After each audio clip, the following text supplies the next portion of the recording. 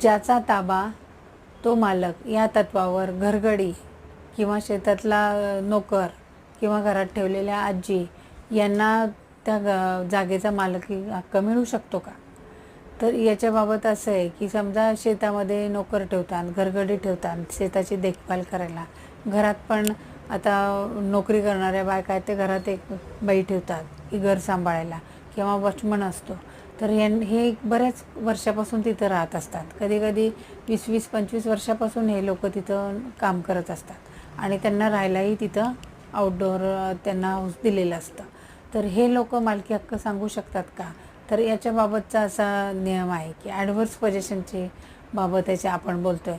तर adverse position कधी मिळू शकतं की कंटिन्युअस 12 वर्षापासून ती व्यक्ती तिथं राहिली पाहिजे, नंतर अखंड सातत्यानं तिथं राहिली पाहिजे, त्यात गॅप नको.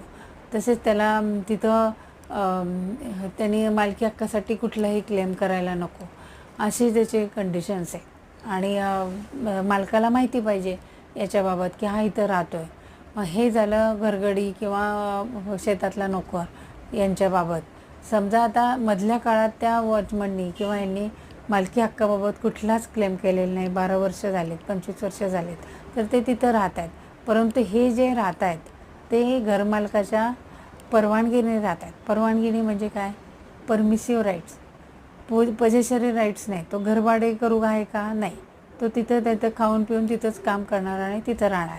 हे झालं परमिसिव्ह राईट्सच्या खाली. ते तिथं राहत असल्यामुळे ते घरभाडे करू असतात, बरेच वर्ष राहिलेत आणि ते पजेशरी राईट्स मागतायत, तर तो तत्व इथं लागू होत नाही. कारण परमिसिव्ह राईटवर ते तिथं राहत असल्यामुळे ज्याचा ताबा तो मालक हे तत्व इथे लागत नाही. पजेशरी राईट्सचा इथं काही त्याचा नियम इथे लागू शकणार नाही.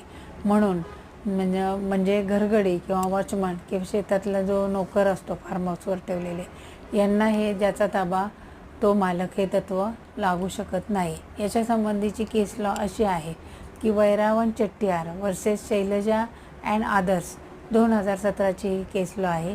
ह्या ॲडव्हर्स पोझिशनच्या विरुद्ध अशी ही केस आहे की ज्या घरगडी आणि घरात काम करणाऱ्या नोकरांना ॲडव्हर्स पोझिशनचे हे तत्व लागू होणार नाही.